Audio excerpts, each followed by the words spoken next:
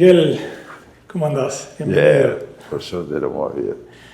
Miguel es un amigo, es un referente en Uruguay, el padre del Plan Ceibal, pero además maratonista.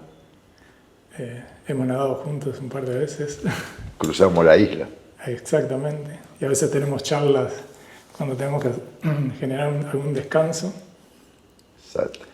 Y te he pedido que tener esta charla porque tenemos un proyecto que es escribir un libro, porque se cumplió el año pasado los 30 años del monumento al holocausto del pueblo judío en Montevideo. Bueno, la presidencia en ese momento era Luis Lacalle Herrera, pero también cuando se empezaron a hacer las tratativas, Tabaré Vázquez era intendente de Montevideo. Y también ambos tuvieron una participación central en que se hiciera el monumento, que en el año que se hizo fue increíblemente el primero en Latinoamérica.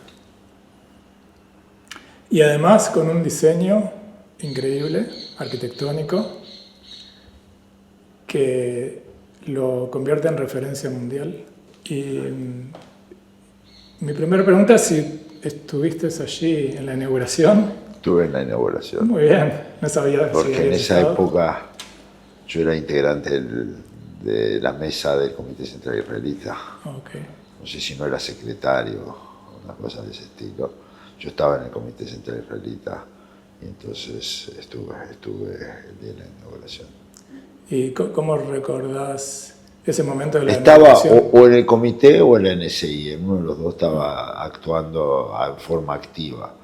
Entonces me acuerdo que fui, o sea, no me acuerdo de qué año estaba en cada uno de los lados, así que me puedo estar equivocando, pero me acuerdo perfecto que estuve, me acuerdo perfecto el proceso por el cual primero dijeron que iba a haber un memorial y nadie creía.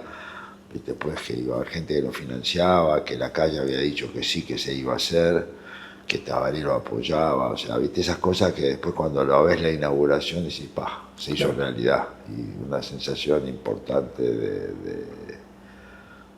de alivio, de placer que se pudiera hacer una cosa tan buena y tan digna y tan distinta.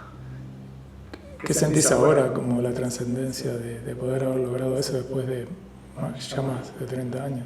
Yo creo que, el tema del holocausto lamentablemente es un tema que hay mucha gente que trata de banalizarlo y creo importante que en todas las ciudades del mundo haya memoriales del holocausto. Yo en los viajes trato de recorrer y verlos, o sea, a mí uno de los lugares que más me impresionó fue en Ruanda, ir al memorial del holocausto, y ahí hablan del genocidio armenio, de la Shoah y obviamente del genocidio en Ruanda, o sea, de alguna manera para ellos era importante en ese país pobre, un país diferente, Ruanda, pero era importante tener esa presencia y la cantidad de museos y de centros de la Shoah y del holocausto en el mundo es fundamental y más en estos momentos. Y además está localizado en un lugar de los más lindos de Montevideo. Sin duda. Río de la Plata y con la vista a los barcos. A veces generas, como vos sos fotógrafo como yo, podés lograr captar escenas del memorial con barcos y eso te da, y la vida del tren. O sea, sin duda de que calza increíble en ese lugar, ¿no? O sea, admiro al que lo diseñó y al que lo hizo, porque la concepción es muy buena. Montevideo es una ciudad bella. Sí. Y hacerlo enfrente al mar me parece que fue una idea genial y no en una plaza o no en un lugar cerrado. En general yo no soy un tipo que está muy cerca de las cosas de arquitectura, pero ya y tiene algo de abstracto también, ¿no? Sí, No es algo sí. que Si alguien pasa distraído, no sabe, lo que no es. se entera ni sabe lo que ¿No? es. Es Bueno, como que es un lugar, siento yo, que cada vez que vas te puede brindar algo nuevo. sí. Digamos, a mí de los lugares que más me han impresionado en el mundo es en Berlín. Sí, lo vi, estuve. Eso me angustió de una manera feroz. O sea, ahí afuera, cerca de la Brandenburg Gate, ¿viste? Sí, sí, que parece que entras a caminar y no tenés escape y te vas a quedar atrapado allí. Y estás ahogado. Y acá te da una sensación diferente. hay esperanza. De que sí puede ser, no lo había No sé, pensado. Sí, y de algo más de libertad, ¿no? Digamos, algo más de movida, o sea, no tan sofocante. Y en eso me parece, ¿viste? Poder lograr es muy, muy, muy fuerte. ¿Cómo ves que se pueden usar las tecnologías y esos monumentos y la inteligencia artificial y todo como para lograr que los jóvenes tengan una llegada más directa a esos símbolos? Mirá, No se banalicen, como decís vos, las temáticas. nosotros en Ceibal hicimos un acuerdo con la Fundación de los Jóvenes de la Shoah y había una cantidad de cursos para docentes desde Ceibal para tomar. Eso es lo primero que tiene que estar. Tiene que estar fuertemente el currículum, todo el tema de Shoah, genocidios y de alguna manera explicar bien qué es un genocidio, porque lamentablemente la palabra, o sea, el usar sistemáticamente la palabra genocidio para acusar a Israel es para banalizar el genocidio, o sea, un poco como que en mi análisis, la derivada tercera de todo esto es que Israel no tiene derecho a existir. ¿Okay? Entonces yo creo que es muy importante explicar lo que es un genocidio, explicar lo que fue la Shoah, explicar lo que fue Armenia, explicar lo que fue Ruanda, explicar lo que fue Kosovo, o sea, la intencionalidad de destruir y de hacer desaparecer un pueblo. Entonces, en ese sentido creo que hay mucho para trabajar. En el sentido más vivencial, yo te diría, yo me imagino, así como hay aulas de videoconferencia, en algún momento debe haber aulas digamos, de realidad virtual donde alguien pueda recorrer y ver cualquier lugar del mundo explicado. La Casa Ana Frank, este museo, la Torre Eiffel, o lo que quieras, digamos. Darle la posibilidad a todos los niños o sea, falta muchísimo para eso, pero es una vivencia súper interesante si se pudiera lograr que cada uno interactuara con monumentos en el mundo, ¿no? O sea, dentro de una óptica de educación diferente de la que hay, un poco más vivencial y menos memorizadora, porque o sea, el tema del antisemitismo y las redes es muy peligroso. Yo no sé si conoces el experimento que hizo en su momento Microsoft. Coméntame. Microsoft puso, antes de la inteligencia artificial, un bot que solo se iba a alimentar de lo que decía la red. Ahí va. Ahora me acuerdo. Y Ahora duró 2 días, menos de 2 días, y al segundo día ya era que los judíos, ¿cómo se llama? Que Hitler era bueno. Entonces hay que lograr con herramientas de inteligencia artificial, con agentes, etcétera, que el relato sea lo más genuino posible. Entonces, todas esas cosas pueden generar digamos, la inteligencia artificial tiene la dificultad de que puede generar sesgo si no está bien trabajada. Ahora, es crucial para que no sigan sucediendo las cosas que suceden, que la mayor cantidad de la gente del mundo y en Uruguay pueda entender qué pasó, por qué pasó, qué no debería pasar más, ni hoy ni nunca. Entonces, en la educación hay una cantidad de herramientas que te permiten buscar la verdad, pero hay que tener mucho cuidado que esas mismas herramientas mal usadas te permiten generar un fake news del que vos quieras. O sea, vos ya empezás a preguntar y cosas, puede salir cualquier fake news, o sea, hay mucho para recorrer. Ahora, no me cabe la menor duda que dentro de lo que uno estudia en la escuela, en el liceo, tiene que estar el tema de los derechos humanos, del genocidio, porque no, por cómo se denuncia, etcétera, ¿no? Ahora, ¿puede la verdad combatir la maldad? Porque muchas cosas se hacen por maldad y por razones políticas. Eso es para mi esposa que está haciendo un doctorado en filosofía sobre la verdad. O sea, yo no sé si puede combatir, igual hay que dar la batalla. Sí. Yo no sé, la discusión si el hombre es bueno o malo es una discusión extremadamente profunda. Yo prefiero dar la batalla de que en general es bueno y hay otras... Pero viste que también te cancelan. Como que ahora si no estás de acuerdo con que es un genocidio, como te cancelan. Y sí, Hasta no puedes ni siquiera dar tu opinión. lo tengo claro, pero esos son tiranías que en otra época defendían otras cosas y creo que digamos, vivimos un mundo muy complicado, o sea, vivimos un mundo de que hay que combatir el antisemitismo, pero sin lugar a dudas vos no le podés decir a una universidad que les cancelás todas las investigaciones de salud si no hacen tal cosa projudía. No, por supuesto. O sea, estamos viviendo a menos de 100 años del nazismo situaciones extremadamente peligrosas referente al fanatismo, a las libertades, a las falsedades o a las mentiras, digamos. Lo que Goebbels dijo en el 33 sobre cómo inducir a que una mentira sea una verdad, vale hoy como nunca. Yo lo leí hace poco, me sentí a buscarla. Lo que Goebbels decía, esa frase famosa, que como que era una mentira dicha muchas veces se transformaba en verdad, pero dice muchas otras cosas también, que uno lo ve y está. Pero si no das la batalla, que das por perdido esto, prefiero dar la batalla. La humanidad está hoy mucho mejor que hace 100 años en muchas cosas, menos en alguna de estas que está dando marcha atrás o ha perdido valores. Pero espero que sea transitorio. ¿Cómo viviste vos el holocausto a nivel familiar? A ver, mi papá se escapó de...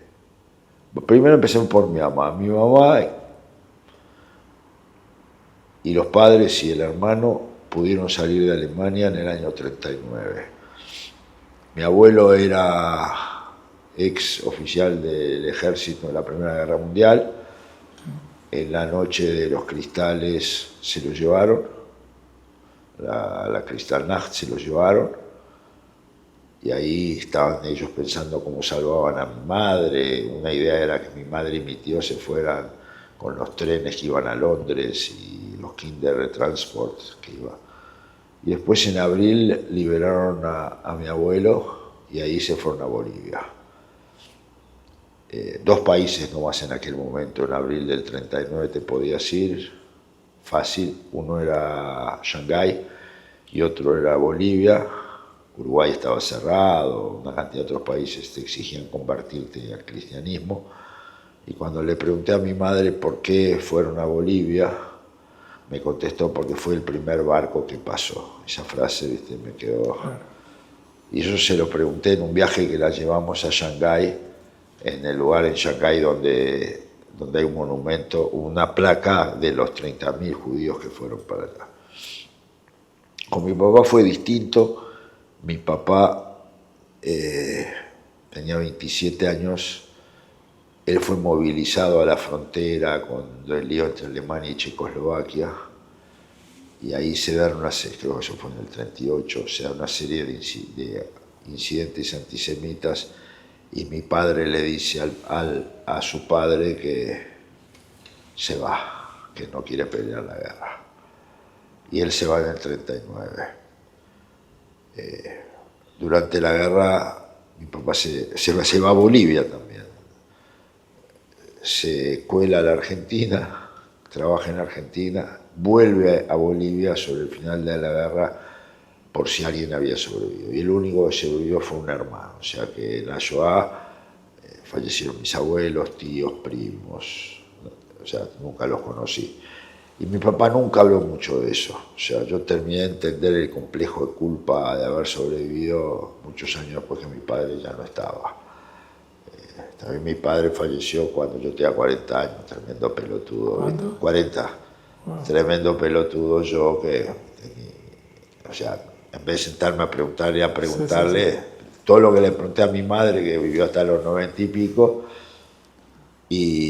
pero mi padre no hablaba de todo eso, o sea, era muy retraído en eso, y eso Es común que muy muchos común, no hayan querido hablar. muy común, y analizando su historia después me di cuenta de muchas cosas que él hizo en la vida por la culpa que tenía de haber sobrevivido. Pero, y después nosotros tenemos un primo segundo que está reconstruyendo de alguna manera todo lo de la familia, y ahí me junté con él en Nueva York, me puse a investigar más yo, y ahí descubrí que mi abuelo paterno tenía 10 hermanos en Polonia, todos fueron asesinados en la Shoah.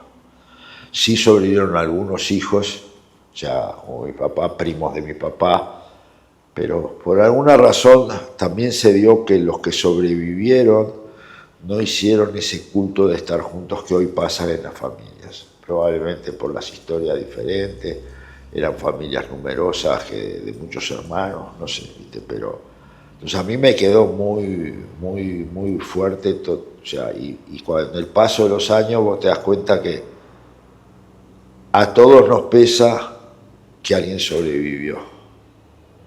Entonces es un tema que estudié, que leí, que vi mucho cine, o sea, ¿viste? Y que fui a los campos, y está presente siempre, no.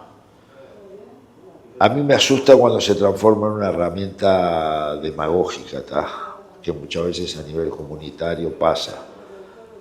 Pero, o sea, admiro a Ben Gurión cuando decidió que había que hacer el juicio a Eichmann para traer el tema de la Shoah a la sociedad israelí. No sé si sabías, pero hasta el 61 el tema de la Shoah no existía en Israel. No sabía. Todos le escaparon.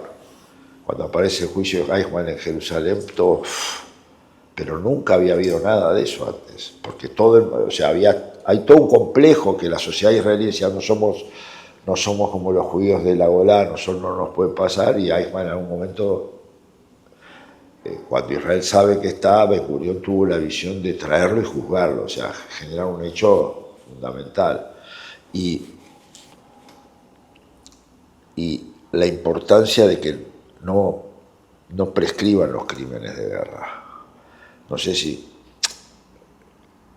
la primera, después de Nuremberg, los crímenes de guerra prescribían a los 20 años.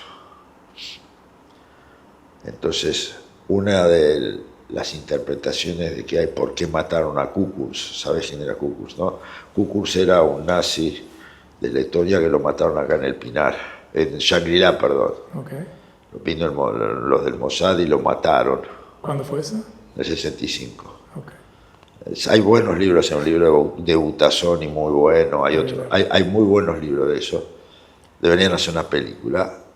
Y una de las interpretaciones de por qué lo hicieron era para llamar la atención al Parlamento alemán que tenían que prorrogar la prescripción de los crímenes de guerra. Y se prorrogaron. Hoy en día los crímenes de lesa humanidad no prescriben nunca, pero en aquella época prescribían 20 años, porque no hay muchas historias de persecución de nazis, además de Eichmann, se llama Klaus Barbie,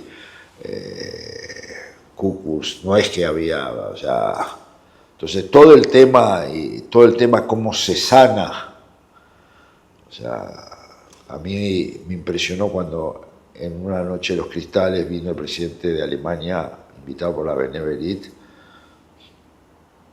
Él también hablaba de los años que los judíos en Alemania habían tenido un nivel de vida y de integración impresionante, y los 13 años o los 12 años negros del nazismo. Y si uno recorre Europa ve que Alemania hizo un intento de que la Shoah nunca más vuelva a pasar. Otros países hasta la niegan, o sea, y está, es un tema súper vigente en mí.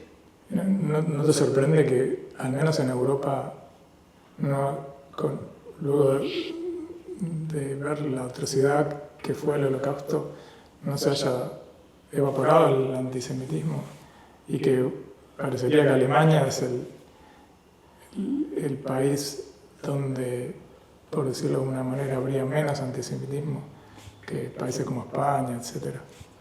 Pero, a ver, a mí el antisemitismo no se evapora, hay que hacer mucho trabajo educativo. Alemania Occidental se dedicó a eso muchos años.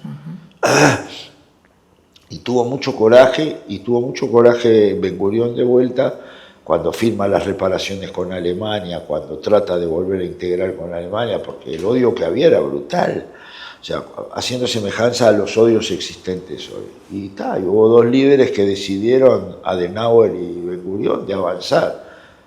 Otros países no hicieron nada. Es decir, que no se da solo. ¿Qué? Si no tenés políticas firmes. Si no tenés gente, líderes, políticas firmes y la capacidad de aceptar al otro.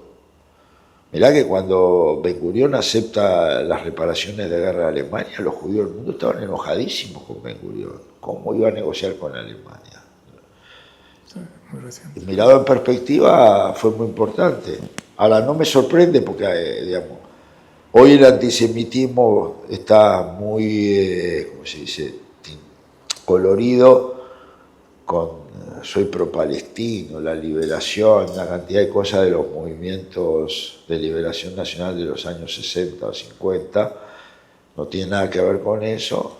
Y la influencia árabe en Europa es muy grande. O sea, yo viví en Inglaterra, había muchos pakistaníes, había muchos árabes, había cero influencia social, o sea, ellos estaban adaptados a la cultura local, no eran islotes de tipos diferentes. Mirá que, o sea, no es que ahora, o sea, no te olvides que la colonia británica tuvo gente viviendo y los tipos estaban readaptados, eran de compañeros de clase, todo era, viste, hoy en día no es así.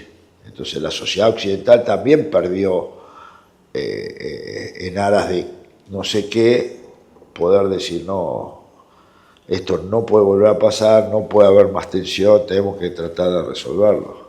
Es un tema desgraciado, digamos, ¿no? O sea, y desgraciado porque el fanatismo religioso en un aspecto del lado judío y en un aspecto muy grande del lado árabe. Cuando vos mirás en este tema que Tabaré Vázquez y la calle trabajaron como si fueran uno, tal, lo lideró la calle, pero Tabaré Vázquez, viste, lo apoyó y así en una cantidad de otras cosas. Y hablando de Tabaré Vázquez, que él cuando asumió como presidente en el segundo mandato, en 2016, envió un mensaje al Congreso Judío Mundial destacando la importancia de la construcción del memorial. Sí, pero Tabaré, a ver, yo viajé con Tabaré a Israel. Tabaré estudió en el Weizmann, claro, y todo, o sea, Tabaré tenía mucha calidez hacia lo que era Israel y mucho respeto, o sea, él a Olmert le dijo, mirá, hay tantos uruguayos en Israel como judíos en Uruguay. O sea, ya las cifras, ahora hay más uruguayos o descendientes en Israel que ahora, pero Tabaré siempre tuvo una postura muy pro-Israel en el buen sentido, digamos. Era crítico donde tenía que ser, pero siempre tuvo una postura sana, digamos. O sea, nosotros a veces los judíos queremos que los no judíos tengan las mismas posturas que nosotros y eso es imposible, digamos. No, pero hay una, ¿viste? Y no dijo tal cosa. O sea, dijo 3, no dijo 4 y ya no es perfecto. Es como el cuento de la Yiddish Mame, ¿no te gustaba la otra corbata? Parecido, ¿viste? Pero en ese sentido Tabaré siempre tuvo una actitud muy positiva, digamos. Porque yo recuerdo también que la comunidad tuvo muchas reuniones con él cuando era intendente y cuando era presidente, y se colaboró y buscó soluciones a problemas, o sea, siempre. o sea, que todo esto, mostrar que en Uruguay se pueden hacer cosas, por qué se hicieron, la solidaridad y que no importaba quién estuviera dónde, todo el mundo se puso al mismo lado, le haría mucho bien en este clima, ¿viste? Gastarse unos buenos pesos en la difusión de esto, porque si no el libro va a quedar como un testimonio, pero sí buscar, ¿viste? Ampliar lo más posible, sí, conseguir que salgan las noticias, que salgan todos, para mostrar que también hay un Uruguay de menos enfrentamiento, digamos. Esa es mi única reflexión, que hay que darle para adelante, que la gente entienda de que haberlo hecho es muy bueno y que no lo banalicen al mismo Gracias, Miguel. tiempo. Por favor. Genio.